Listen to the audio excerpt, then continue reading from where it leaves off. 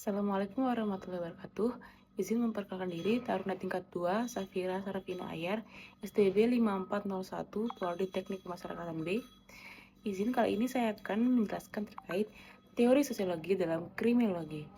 Teori sosiologi dalam kriminologi melihat kejahatan sebagai produk dari interaksi sosial, struktur sosial, dan proses sosial, bukan sebagai perilaku individu yang semata-mata secara biologis ataupun secara psikologis. Teori-teori ini fokus pada faktor-faktor sosial yang menyebabkan kejahatan seperti kemiskinan, ketidaksetaraan, kekuasaan, dan norma sosial yang menyimpang. Contoh kasus kriminal yang terjadi di daerah saya yaitu daerah Nusa Tenggara Barat, di mana terjadi praktek open BO anak usia SD yang dijual oleh kakak kandungnya sendiri hingga hamil. Saat ini anak tersebut mengalami trauma dan baru saja melahirkan bayi seberat 1,7 kg. Ketua LPA Kota Mataram, Bapak Joko Jumadi, menyatakan bahwa praktek ini tidak hanya mencerminkan krisis sistemik dalam lingkungan sosial dan keluarga, dan akan mencederai masa depan anak tersebut. Kasus tersebut berkaitan dengan teori sosiologi, khususnya teori kontrol sosial. Menurut Raffi Sirsi, individu yang memiliki ikatan sosial yang lemah lebih rentan melakukan kejahatan. Keterikatan emosional antara kakak dan adik sangat rendah. Kurangnya empati dan kasih sayang kakak terhadap adiknya kemungkinan tindakan eksploitasi ini terjadi.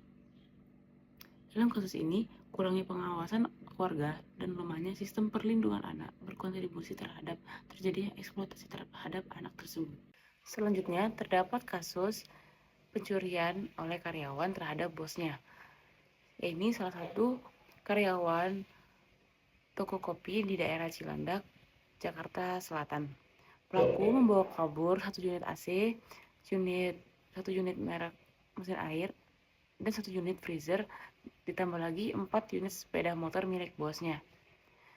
Setelah ditelusuri, karyawan tersebut melakukan hal tersebut dikarenakan tidak kunjung mendapatkan gaji oleh bosnya tersebut.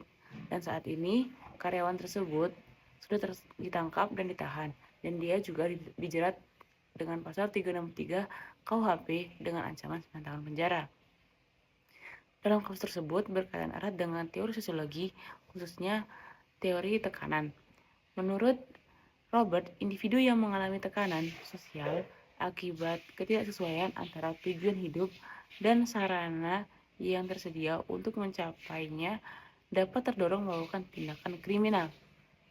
Dalam kasus tersebut, karyawan tersebut mengalami tekanan ekonomi akibat tidak menerima gaji, sehingga bisa mendorongnya melakukan